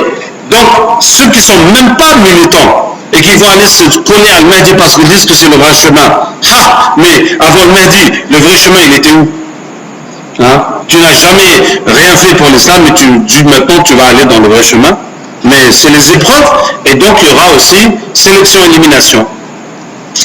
Bon voilà, oui. Et ça, je vous dis, c'est quelque chose que je n'ai pas voulu dire, mais le fait de suivre les infos des Illuminati, lui il est comme ça, il y a le signe comme ça, l'autre il a fait comme ça et comme ça, mais tout ça, ça sert à quoi? La bonne question, c'est toi tu fais quoi pour l'islam? C'est ça la bonne question. C'est comme, il y a eu l'histoire de Coca-Cola. On a dit qu'il faut boycotter Coca-Cola. Hein, parce qu'effectivement, c'est vrai que les entreprises juives, ils payent un pourcentage à Israël, etc., etc. Mais si on boycotte Coca-Cola, on va mettre l'argent dans quoi? Il y a quel produit, il y a quelle chose qui aide l'islam? Il n'y en a pas. Même si quelque chose qui appartient à un musulman, on va dire que telle boisson, je ne sais pas, ou tel manger, ou telle chose, ça appartient à des musulmans. Mais ces musulmans, l'argent qu'ils gagnent, est-ce qu'ils l'utilisent pour aider l'islam? Ou bien ils l'utilisent juste pour avoir de belles maisons, de belles voitures, etc. Donc, nous, notre problème n'est pas de boycotter Coca-Cola. Notre problème est de dépenser notre argent pour l'islam et de nous structurer, d'avoir une structure fiable, où tu sais que si tu mets ton argent là-bas, ça va vraiment servir l'islam. Et vous savez tous qu'on n'a pas de structure comme ça. Hein? Donc nous, notre problème, c'est là qu'il se situe. Il ne se situe pas au niveau de combattre Coca-Cola, il se situe que nous, on n'a rien. Et puis on se lève pour combattre les autres, alors que chez nous-mêmes, on n'a rien pu construire d'abord. Vous voyez? Voilà. Donc, question suivante. J'ai une question. Oui? Je voulais savoir si c'est vrai que dans l'époque du prophète Mohammed, Sallallahu alayhi wa sallam. il y a été dans une côté qu'il a rencontré avec des gens qui sont Hakim al-Ta'i, qui a rencontré un chrétien qui s'appelle Adi Tamim al-Dari. Oui, oui, oui. Il y a un hadith authentique où les Sahaba étaient en mer, et puis ils ont été pris dans une tempête, et puis ils se sont retrouvés dans une île, et puis ils ont trouvé une bête, et puis après il y avait Dajjal là-bas. Et puis après, on n'a jamais, et puis après ils se sont retrouvés dans le monde normal, si je puis dire, là où on connaît la géographie des choses. Et puis voilà. Maintenant, vraiment, cette histoire, elle est mystérieuse. Parce qu'on n'a pas pu. Est-ce qu'aujourd'hui, il y a encore des îles qu'on ne connaît pas? En tout cas, on n'a pas trouvé ça. Donc, Allah A'lam. Moi, je préfère penser que c'est parti un peu dans un monde parallèle. Comme quand le prophète sallam est monté dans les cieux, dans chaque ciel, il rencontrait des prophètes. Donc, je ne pense pas qu'en envoyant des fusils là-bas, on va croiser les prophètes dans les cieux, etc. Donc c'est une autre façon. Allahu a'lam, Allahu a'lam. En tout cas, c'est vrai que le hadith est authentique, il n'y a pas de doute là-dessus. Oui? Donc salam. Je veux savoir si déjà le pouvoir de ressusciter les morts. C'est-à-dire pouvoir ressusciter les morts. J'ai un doute. En tout cas, si déjà pour ressusciter le mort, c'est seulement une question de hadith. Mais à part le hadith où il y a le croyant qui vient dénoncer Dajjal publiquement, et Dajjal le coupe en deux, et puis il lui dit lève-toi, et puis il se relève, et puis après, et puis à la fin il le jette dans ce qui semble être le paradis mais qui est l'enfer. Je ne sais pas s'il y a d'autres histoires que ça, où Dajjal ressuscite les morts. là où ça m'échappe, hein, parce que moi j'ai lu tous les hadiths sur Dajjal et Mahdi et Isa alayhi salam, et il me semble qu'il y a quelque chose de ressusciter les morts, mais je ne m'en rappelle pas. Hein?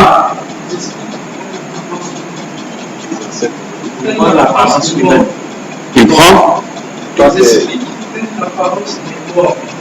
les esprits qui font l'apparence. Ah, il y a un hadith qui dit que quand Dajjal va venir, les chatines viennent du monde entier, ils disent nous sommes sous tes ordres, et leur dit allez annoncer aux gens que je suis leur Dieu. Donc ils viennent sous forme de ton père, de ta mère, de ta femme, etc. pour dire je suis Dieu, pour dire voilà Dieu est arrivé. Et si tu es croyant, tu dis non, vous êtes des chatines, ça c'est pas Dieu. Mais ce hadith là ne dit pas qu'ils sont des défunts, pas forcément des défunts. Tu vois, ce hadith-là ne précise pas que c'est tes parents morts qui viennent t'annoncer que c'est Dajjal. C'est juste qu'ils viennent prendre l'apparence de tes parents. Peut-être aussi qu'ils sont morts. Est-ce qu'il y a d'autres questions?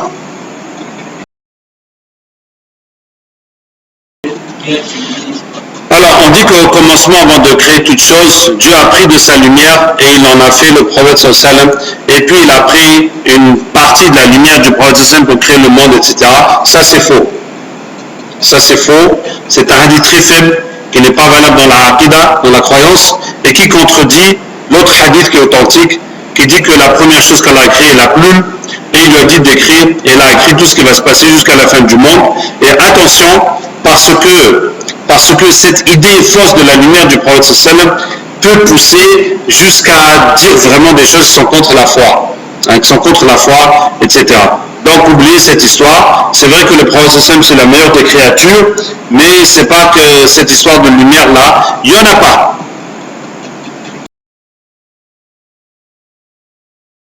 Est-ce qu'on peut dire que la sorcellerie est le meilleur des outils de Dajjal dans la réalisation de son système? À vrai dire, cette question ne se pose pas. Parce que dans son système, il y a la débauche, il y a l'argent, il y a la famine, le désespoir des gens, il y a les divisions, il y a les guerres, il y a aussi la sorcellerie, il y a aussi le discrédit sur les religions, hein, sur l'islam, sur le christianisme, etc. Il y a les crises, il y a le discrédit des politiciens. Tout ça, ça va favoriser que les gens vont suivre Dajjal. Vous voyez? Donc, dans tout ça, on ne peut pas dire que la chose la meilleure ou la plus grande, que ce soit la sorcellerie. Mais c'est sûr qu'elle a une bonne place dedans.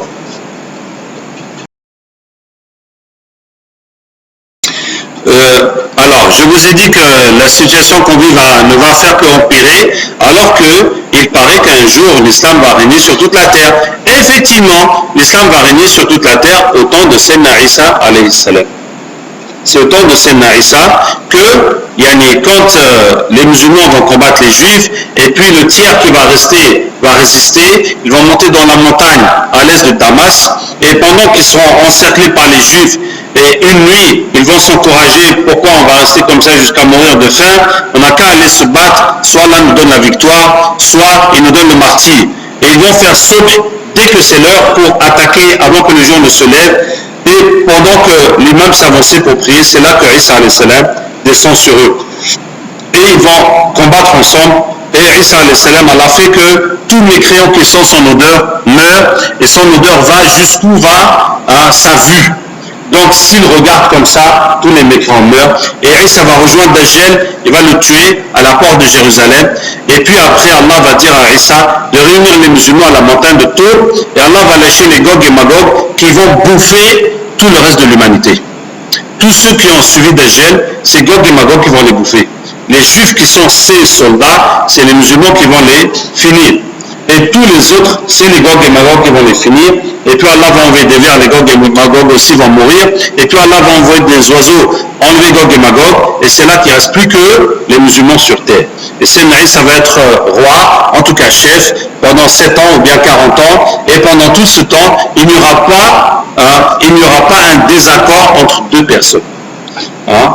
Et comme toute la terre sera peuplée de piété et de droiture, Allah va remettre la baraka, comme Allah dit, si les habitants des villes étaient pieux, avaient cru, étaient pieux, on leur aurait descendu les bénédictions du ciel et de la terre. Donc c'est là que que la foi va régner sur toute la terre. Et c'est ce qu'Allah dit,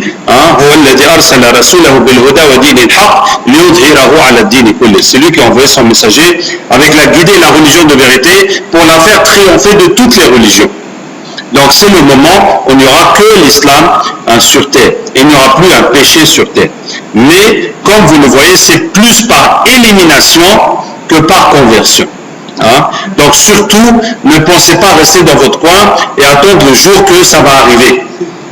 Qu'il y aura l'islam partout dans la terre, parce que c'est pas comme ça que ça va se passer. Il va falloir se battre jusqu'à ce que ça arrive. Et ce sera peu de gens qui vont profiter de cette situation.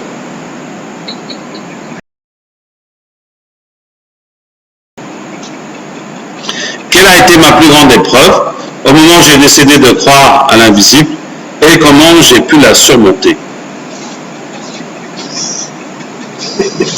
C'est que je ne me suis jamais posé cette question, donc il faut que je regarde dans mes archives pour voir quelle est la plus grande épreuve que j'ai eu à passer. En tout cas, il y en a eu des épreuves, chaque fois des situations difficiles, mais bon, ça va être difficile que maintenant j'essaie de comparer toutes les situations pour dire laquelle est la plus dure. Mais il y en a eu beaucoup. Donc je vais vous donner une tout récemment. J'étais en Tunisie et vraiment la police nous a fatigués. Parce que la lutte contre le terrorisme inclut la lutte contre les musulmans. Voilà. Et à l'époque de Ben Ali, les gens comme moi, on les torturait, on leur arrachait les ongles, on faisait tout ce que tu voulais. Et personne ne pouvait lever le petit doigt. Donc il y a beaucoup de policiers qui regrettent cette époque. En tout cas, vraiment la police, je ne peux pas vous dire combien ils nous ont fatigués. Jusqu'au jour où ils m'ont attrapé que j'avais commis quelque chose qui est contre la loi. C'était quoi? J'avais un étranger, un Turc, qui est venu apprendre la ruqya. Et c'est un savant qui est en train de faire les études de mufti. Il fait les études pour devenir mufti et il est venu chez moi apprendre la ruqya. Et quand on reçoit un étranger en Tunisie, s'il passe une nuit chez toi, tu as l'obligation le lendemain d'aller le déclarer à la police. Et il avait passé 4 jours et je ne l'avais pas encore déclaré à la police. Et je ne l'avais pas déclaré à la police parce qu'avant les gens que j'ai déclarés à la police, j'ai dû aller 4 fois au commissariat pour le déclarer. Ramène ça, le gars n'est pas là, reviens. Ça me fait perdre un temps fou et c'est une procédure inutile et stupide. Et puis la police m'a attrapé. Et normalement, ça c'est un truc, on te met une amende. Mais non, ils voulaient m'emprisonner. Et ils m'ont emmené au commissariat. Et voilà, et signe ça, et interrogatoire, et ta. C'était une épreuve. Parce qu'ils avaient préparé vraiment de me couler et de me coller un truc de terroriste, etc. Et subhanallah, c'est le dua. Et ce qui compte dans une épreuve comme ça, ce qui compte, la seule question que tu dois te poser, est-ce que moi, j'ai fait quelque chose, une erreur avec Allah? Est-ce que j'ai fait quelque chose que Allah n'a pas voulu? Parce qu'il y a 2 sortes d'épreuves, de mauvaises épreuves. Il y a la mauvaise épreuve quand on a fait une faute, et là, ça va être très dur, très dur. Parce que l'éducation d'Allah est dure, Allah va te donner une leçon à vie que tu ne vas jamais oublier ta vie, pour que tu ne refasses jamais cette faute. Et si tu n'as pas fait de faute, Allah va tourner toute cette épreuve en bien. Donc, tu n'as qu'à rester zen, comme Ibrahim a.s. au moment de le jeter dans le feu. Et justement, c'est là, au moment de le jeter dans le feu, qu'après Allah dit, الذين آمنوا ولم يلبسوا إيمانهم بظلم أولئك لهم الأمن وهم مهتدون. Ceux qui ont cru, qui n'ont pas entaché leur foi d'injustice, ceux-là ont la sécurité. Ça veut dire, si tu as cru en Allah et tu n'as pas fait de faute avec Allah, tu es droit avec Allah, c'est Allah qui te dit que tu es en sécurité, tu n'as rien à craindre. Donc tout ce que les gens vont faire, c'est même pas ton problème. Parce que toi, tu as ton patron là qui te dit, c'est ok, ne crains rien, on est ensemble. Hein? Donc tout ce que les gens bougent là, c'est même pas ton problème. Et donc, j'étais là. Jusqu'à ce que, subhanallah, jusqu'à ce qu'ils ont préparé les papiers, ils ont fini, voilà, qu'ils vont me mettre en prison, et le téléphone sonne. Hein? Alhamdulillah. Le téléphone sonne, et c'est un juge du tribunal qui dit, envoyez-le au tribunal tout de suite. Il ne va pas en prison, il faut qu'il vienne au tribunal. Et les policiers étaient dégoûtés. Dégoûtés! Comme si toute la journée tu attends ton mouton de Tabaski et tu vas prier, tu viens, on dit les chiens ont mangé le mouton. Ah, tu vas crier. Hein? Quand ce mouton qui vous allez manger le fil entre les doigts. Parce que je vais voir le juge et puis le fait de ne pas déclarer un étranger, on ne met pas quelqu'un en prison pour ça, tu payes une amende, puis c'est tout. Ouais, c'est comme si on va te mettre en prison pour quelque chose qui est... Voilà. Le gars il me regardait. Moi, j'ai rien dit. Rien même. C'est tout. Je suis parti, hop, j'ai fini. Chez le juge, hop, je suis sorti. Il y avait les frères qui m'attendaient en voiture, on est rentré. On a repris la roquette. On a fini notre journée de travail et ça continue. Hein?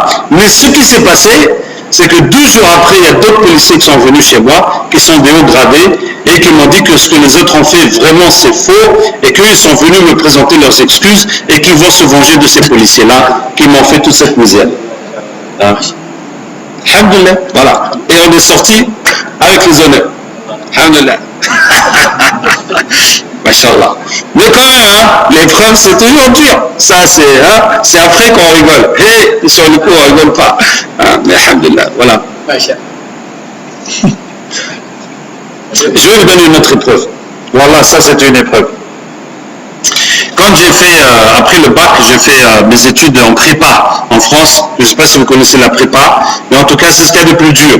Et j'étais à Louis-le-Grand. Alors, si vous connaissez Louis-le-Grand, ben, si vous ne connaissez pas, moi je vous dis Louis-le-Grand, c'est la plus grande école de prépa en France. Et là-bas, on s'est retrouvés les premiers du bac scientifique de Tunisie, d'Algérie, du Maroc, de Liban et de France. On était tous dedans. Et ceux qui avaient fait les Olympiades de maths pendant l'été, les équipes nationales de maths, on s'est retrouvés là-bas aussi. Donc, toute vraiment l'élite. Alhamdulillah. Et puis, petit à petit, je me suis désintéressé. Ça veut dire que je suis matheux, mais quand les maths, c'est devenu des séries de feuilles, des trucs, des milliers de trucs, complètement déconnectés de la réalité. Non, je me suis désintéressé. Et puis la physique aussi, ça va, la physique on aime bien.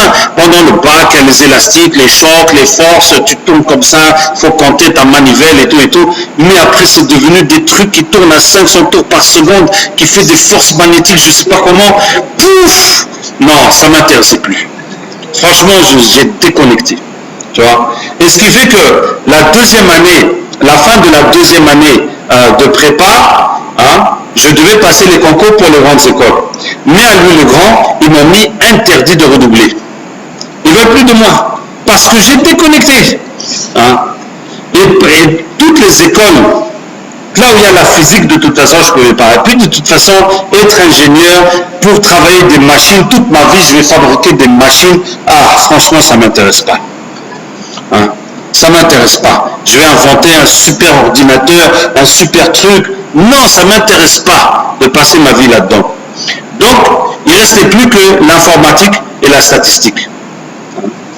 Et donc, j'avais que 2 écoles à passer. L'école d'informatique et l'école de statistique.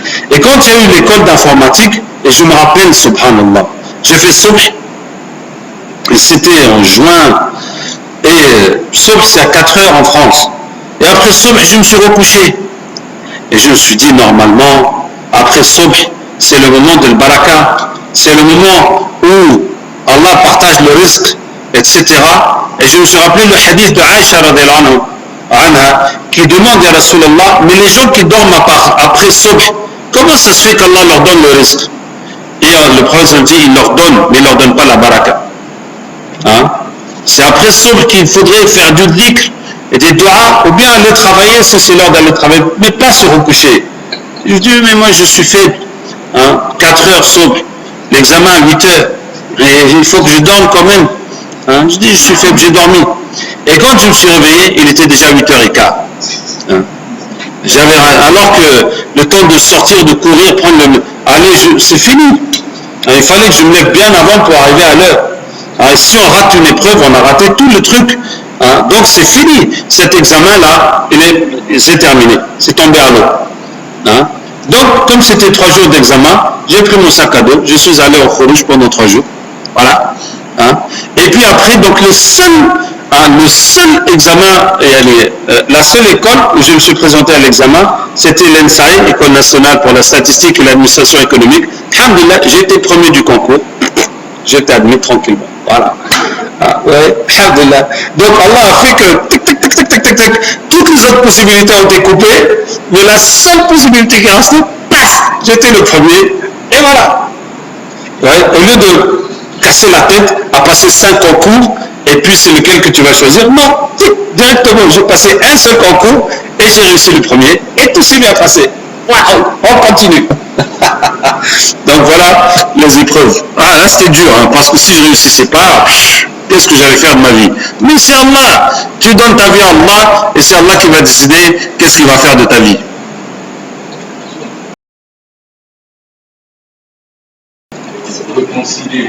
Alors, c'est très simple. Donc, comme je vous dis, quand vous posez une question, posez directement, et c'est plus facile pour tout le monde. Donc, si tu as fait une faute, et qu'à cause de cette faute, Allah te donne une épreuve, tu dois faire quoi? Tu dois accepter l'épreuve, et te repentir de ta faute, et te concentrer à te changer, retravailler ta foi, ta relation avec Allah Ta'ala, pour que tu comprennes l'ampleur de ton erreur, et que tu ne refasses plus jamais ça. C'est tout. Maintenant que tu as fait ça, tu attends que ton épreuve finisse. Tu vois, comme Yusuf en prison, hein, c'est tout. Il a qu'à se repentir, prier, et il ne peut plus faire autre chose. Il ne peut pas téléphoner à quelqu'un ou chercher un avocat, c'est fini. Alors, on est là, on attend, on subit hein, ce qu'Allah va faire jusqu'à ce que ça finisse. Hein. Comme l'histoire du prophète sallam, quand il a oublié de dire Inch'Allah, hein, quand on lui a posé les questions, il dit je vous réponds demain, il a oublié de dire Inch'Allah, Allah a interrompu la révélation pendant 1 mois. Et les kuffars jubilaient, ça y est, on l'a eu. Et le prophète sallam souffrait hein, de ce que les gens vont s'éloigner de l'islam, jusqu'à ce qu'après 1 mois, Allah a donné les réponses. Hein, et toute cette souffrance est partie, toute cette épreuve est terminée. Donc, quand il y a eu une faute, c'est tout, on subit parce que c'est l'éducation d'Allah, on souffre, on prie, on se repent, jusqu'à ce que l'épreuve finisse. La question c'est pourquoi nous sommes musulmans, nos dirigeants sont musulmans et nous n'appliquons pas la charia. Bon, mais c'est très simple. Puisque chacun de nous dans sa vie ne veut pas appliquer l'islam, et il en résulte que collectivement, on ne veut pas non plus appliquer l'islam. C'est très simple, voilà.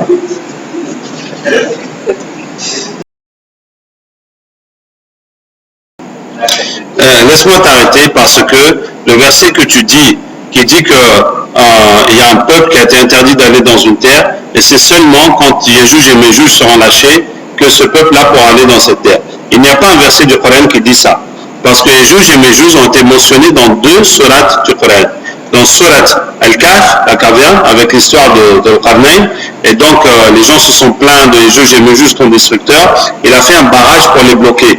Et à la fin, il dit, ils n'ont pas pu traverser ce barrage, il dit, voici c'est une miséricorde de mon Seigneur, quand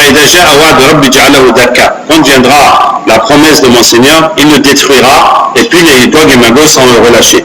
L'autre sourate qui mentionne Yéjouj et Méjouj, c'est Surat Al-Anbiya, les prophètes, donc la sourate 21. Et là,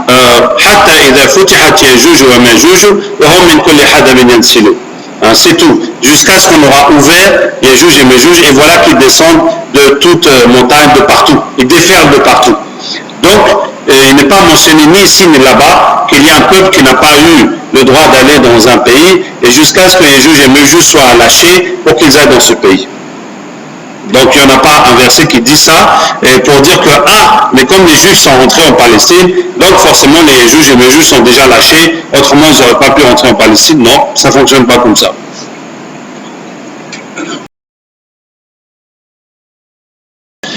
Comment on fait la ruqya, comment on fait pour détecter un djinn chez un humain, ça c'est hors sujet, et puis il y a beaucoup de mes conférences sur ce sujet, ou bien on en discutera après.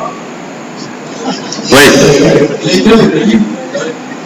Et on a oublié de ramener les livres, une fois de plus. La hawla wa la quwwata illa billah. En tout cas, il y a mes livres, ils sont au centre. Ouais. Voilà, le bien. Il y aura dans les autres centres aussi, Inch'Allah. Attends, laisse la caméra finir, puis tu donneras les numéros. Oui? Salam.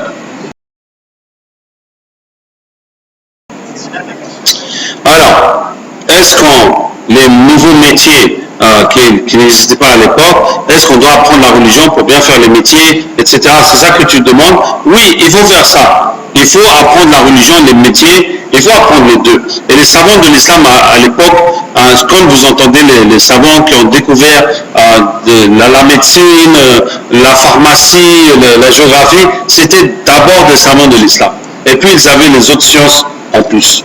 Hein.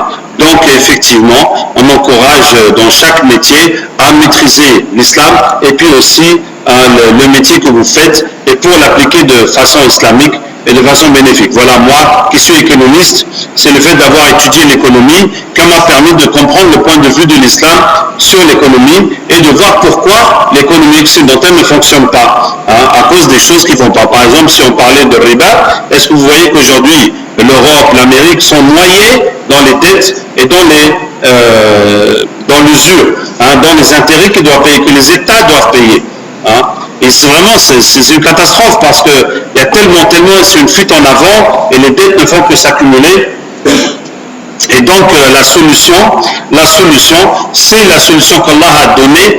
Hein, Ya ayyuhalladhina amanu taqullaha wa dharu ma baqiya min ar-riba. Le jour que Allah a interdit le riba, il a dit maintenant tous les contrats, tous les prêts qui sont là, à partir d'aujourd'hui, vous remboursez le capital et il n'y a plus d'intérêt. C'est ce qu'Allah a dit.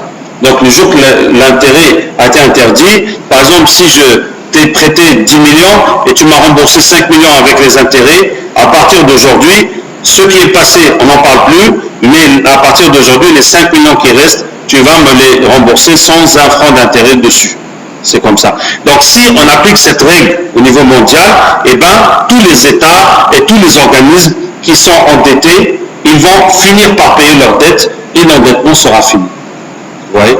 Donc c'est comme ça qu'en tant qu'économiste et puis connaissant l'islam, tu comprends que voilà le problème et voilà la solution. Et tant qu'on va continuer à payer les intérêts dans tous les sens, ça veut dire que les banques sont comme des éponges qui pompent tout l'argent de tout le monde. Et qui tient les banques? Bien entendu, c'est ceux-là qui ont su mettre tout ce système pour pomper tout l'argent du monde. Un musulman qui travaille dans une banque non islamique. Alors, regardez bien ce que je vais vous dire. C'est que la banque, une institution financière entre les épargnants et les investisseurs. Ça veut dire qu'il y a des gens qui ont de l'argent à mettre de côté, à fructifier éventuellement. Il y a d'autres qui ont besoin de l'argent pour investir, pour faire des projets. Il est nécessaire d'avoir un intermédiaire financier, quelqu'un qui récolte les économies des uns et puis qui va envoyer pour faire des projets économiques. Donc c'est un besoin. Sauf que la banque, elle gère ce besoin d'une façon non islamique. Vous voyez?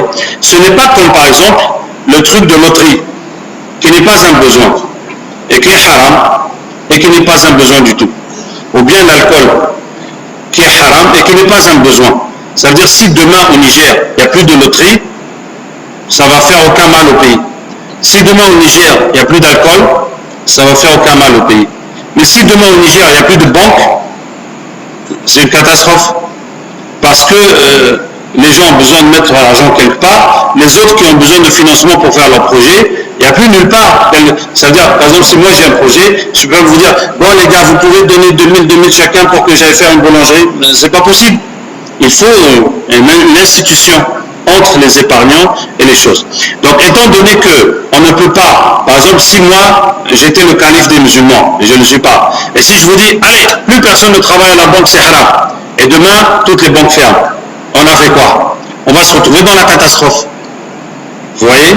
Donc, je suis obligé de vous dire, non, gardez vos postes dans les banques, s'il vous plaît, ceux qui sont économistes, qui sont financiers, cherchez-nous une alternative islamique. Donc, voilà. Donc, on est dedans, mais on doit chercher une alternative. Maintenant, ceux qui peuvent ne pas travailler dans les banques, tant mieux pour eux.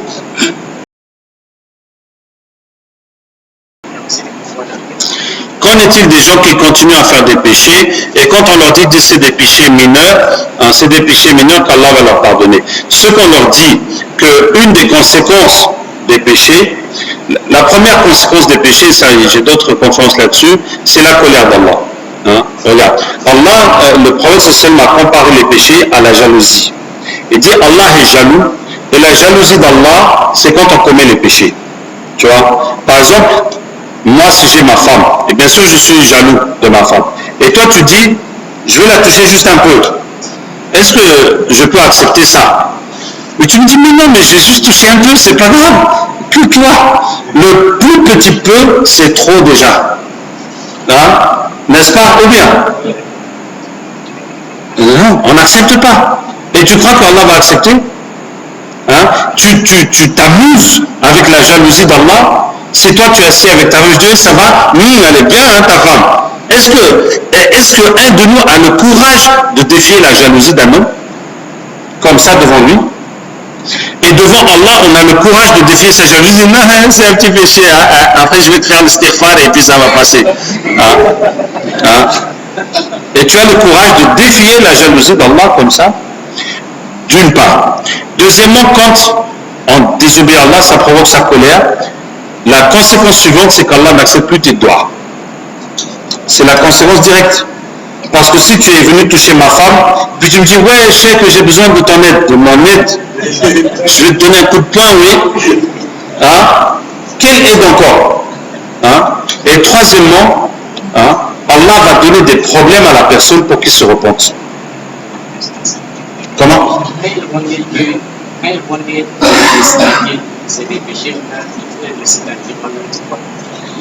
Tu leur expliques ce que je te dis. Comment ça provoque la colère d'Allah et les conséquences des péchés. Tu vois? Et quand toi, tu leur dis quand tu es dans un problème, tu veux qu'Allah t'aide pour tes examens, pour tout ci, pour tout ça. Mais le fait que tu as fait les péchés, Allah, il ne veut même pas t'écouter. Je veux dire, ton problème. Donc rappelle-toi le moment que tu as besoin d'Allah. Mais c'est maintenant qu'il faut préparer pour qu'Allah t'aide en faisant de bonnes actions. Oui? C'est pour intervenir sur la question du verset. Ah. Il est défendu aux habitants d'une cité que nous avons fait périr de revenir à la vie d'ici-bas. Tu vois, non?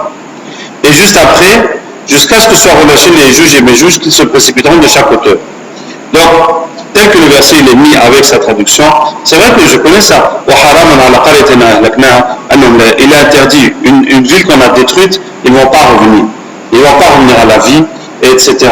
Mais, donc, en fait, il y a un savant actuellement qui a interprété ce verset en disant non, ça c'est des gens qui ont été chassés de leur pays et ils ne peuvent pas retourner dans leur pays jusqu'à ce que les juges et méjuges soient sortis. Effectivement, donc ça c'est une interprétation moderne. Je ne pense pas qu'on puisse trouver ça dans le livre ancien. جزاك الله خير اللهم لك الحمد كما ينبغي لجلال وجهك وعظيم سلطانك اللهم صل وسلم وبارك على سيدنا محمد وعلى آله وصحبه أجمعين Ya Allah, nous te remercions, nous te louons pour tous les bienfaits par lesquels tu nous as comblés. Nous te remercions pour le bienfait de l'islam et de la foi, Ya Arham Ar-Rahimi. Nous te remercions de nous avoir sortis des ténèbres aux lumières, de l'égarement vers la guidée, de nous avoir préféré à beaucoup de tes créatures. Ya Allah, remplis nos cœurs de ton amour, remplis nos cœurs de ta connaissance, remplis nos cœurs de la certitude en toi, remplis nos cœurs de ta lumière, Ya Arham Ar-Rahimi. Fais-nous la miséricorde de ne jamais te désobéir, de ne jamais te décevoir, de ne jamais te fâcher, Ya Arham Ar-Rahimi. Préserve-nous d'un jour où nous t'oublions, préserve-nous d'un jour où nous nous éloignons de toi. Ya Allah, fais-nous vivre dans ta religion, fais que le meilleur de notre vie soit la fin, fais-nous mourir dans le meilleur état, Ya Arham Ar-Rahimin, et fais que notre meilleur jour soit le jour où nous te rencontrerons. Ya Allah, sors de nos cœurs l'amour de ce bas monde, sors de nos cœurs la crainte des créatures. Ya Allah, fais que tu sois notre seul objectif sur terre, notre seul objectif dans notre vie, Ya Arham Ar-Rahimin. Accepte-nous, utilise-nous pour le bien de ta religion, de tes serviteurs. Ya Allah, aie pitié de la umma du prophète sallallahu alayhi wa sallam. Débarrasse-nous de la shirk et du shirk et de la sorcellerie, de l'injustice et de la corruption, de la débauche et de la fornication. de la division et de la haine entre les musulmans et de la tuerie et de tous les péchés. Arhamar Rahimin, envoie sur les musulmans avant de guider et de repentir, une pluie de miséricorde et de pardon, un soleil de vérité et de lumière. Ramène-nous, Ya Rabbi, dans ton droit chemin. Et pitié de la souffrance du prophète sallallahu alayhi wa sallam, qui souffre dans sa tombe des péchés des musulmans. Ya Allah, soulage le cœur du prophète sallallahu alayhi wa sallam et réjouis son cœur par le repentir de sa umma, par leur retour vers sa sunna et par l'unité de leur cœur. Ya Arhamar Rahimin. Wa sallallahu wa barak wa sallim ala Sayyidina Muhammadin wa ala alihi wa sahbihi ajma'in. Subhana rabbika rabbil izzati amma yasifun. Wa salamun ala al-mursalin walhamdulillahi rabbil alamin.